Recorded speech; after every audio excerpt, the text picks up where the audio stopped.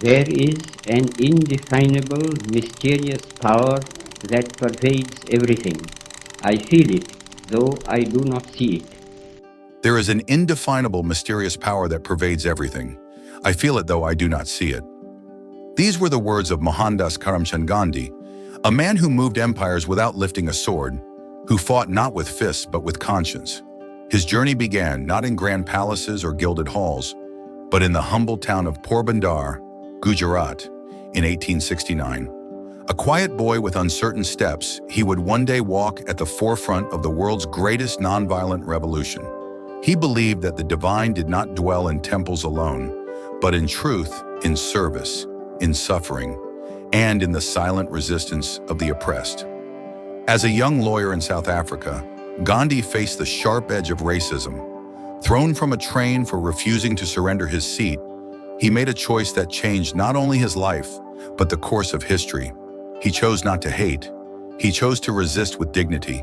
He chose satyagraha, the force of truth. Returning to India, Gandhi saw a nation shackled by colonial rule, divided by caste, and fractured by fear. Yet he saw not despair, but potential. He urged Indians to weave their own destiny, quite literally, by spinning their own cloth, rejecting British goods, and reclaiming their economic soul. The spinning wheel, simple and silent, became his sword. He was not a man of ease. He walked barefoot among farmers, fasted in prison cells, wrote letters under candlelight. He broke salt laws by the sea and broke barriers in society with the same quiet defiance. In Madurai, he shed not just his Western clothes, but the remnants of comfort and privilege. Wrapping himself in khadi, he wrapped himself in the spirit of his people. He did not seek power, only purpose. He did not crave thrones, but truth. In times of violence, he walked into riots, not with soldiers, but with prayer. In Noakhali, he walked alone through blood-stained villages, refusing to let India be split by hatred. When others screamed for revenge, he whispered of forgiveness. When others preached war, he knelt in peace. He turned prison into prayer, hunger into protest, and silence into the loudest cry for justice the world had ever heard. To the British Empire, he was a rebel. To millions, he was a Mahatma, a great soul. He sat with viceroys and villagers alike, with presidents and peasants, speaking not from behind barricades, but from the heart. His voice was soft, but the world listened. His frame was frail, but the earth trembled at his footsteps. He loved India, not as a land of borders, but as a spirit, a union of Hindus and Muslims, Sikhs and Christians, men and women, untouchables and princes.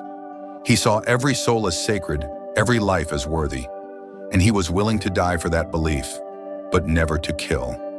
The Quit India movement was his final cry, not of anger, but of urgent hope, a call for a nation to rise, not in flames, but in freedom. They arrested him, broke his body, shattered his health, but they could not break his will. Even as his body grew weaker, his soul only grew stronger. In his final years, he turned ever inward, fasting not to punish others, but to awaken them. His silence echoed louder than any war cry.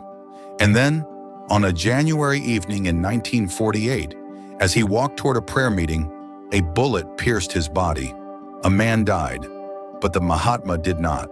For Gandhi is not only remembered in statues or textbooks, he lives in every act of courage without violence, in every protest that demands justice with dignity, in every soul that chooses truth over fear.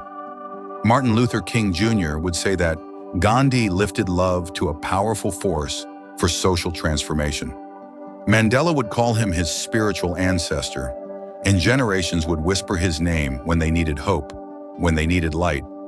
He taught us that freedom without compassion is hollow, that independence without harmony is an illusion, that power without love is tyranny, and that the greatest revolutions begin not in weapons, but in the conscience of one individual. Even today, as the world wrestles with hatred, greed, division, his message remains a lamp in the dark. Be the change you wish to see in the world. There is indeed an indefinable, mysterious power that pervades everything. Gandhi felt it. He lived by it. And though we do not see it, we feel it too. when we choose peace over pride, compassion over cruelty, truth over convenience. This is the story of a man who never wore a crown, yet ruled the hearts of millions. A man who walked among the poorest, yet led a nation. A man who died, yet still teaches us how to live.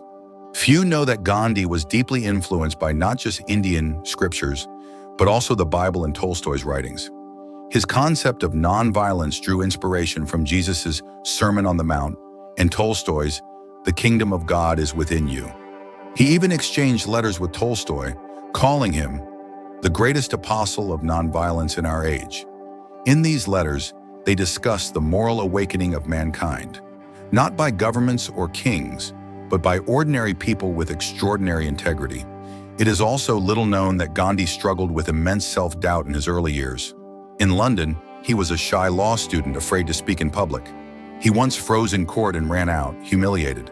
But instead of giving up, he studied elocution and taught himself to speak from the heart, not from a script. It wasn't charisma that made Gandhi powerful. It was his honesty, his vulnerability, and his persistence in self-discipline. He embraced celibacy not to deny love, but to elevate it. He believed that true leadership came only when one transcended ego, lust, and anger. His strict self-imposed rules, from diet to daily prayer, silence days to fasting, were not for display but a spiritual laboratory in which he tested the boundaries of will and soul. In 1913, during the Great March in South Africa, Gandhi led thousands of Indian laborers through harsh terrain to protest the racist tax laws. Women were jailed, families were torn apart, but Gandhi refused to respond with violence. He said, "Our triumph consists in thousands being led to the prisons like lambs to the slaughterhouse."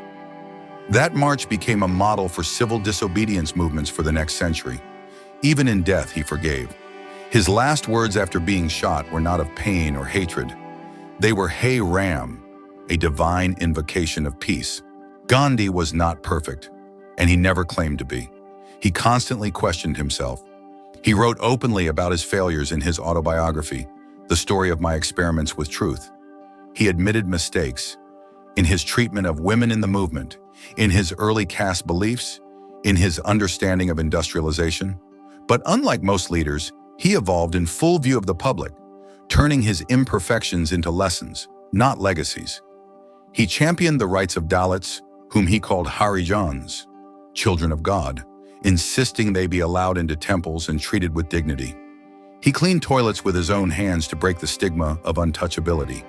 Though criticized by some for not doing enough, he brought caste oppression to the national stage long before it became a mainstream issue. Few remember that Gandhi also spoke of sustainable living. He believed that the earth provides enough for everyone's need, but not for everyone's greed. He saw industrial overgrowth as dangerous, warning that materialism would bankrupt the soul of civilization. A vision that resonates today in the face of climate change and consumer excess. His legacy didn't end in India. In the United States, Rosa Parks's quiet resistance echoed Gandhi's spirit. In South Africa, Nelson Mandela held to nonviolence, even from a prison cell. In Poland, Czechoslovakia, and even the Arab Spring, his method of resistance, rooted in dignity, found new life across generations and continents. Gandhi didn't just change India, he changed what leadership means. He reminded the world that the strongest force is not fear, but love. Not dominance, but truth. The past is not forgotten. It lives again through these stories, these images, and these voices. Thank you for joining us in History Gets Alive. Until next time, keep remembering, keep reflecting, and don't forget to subscribe our channel.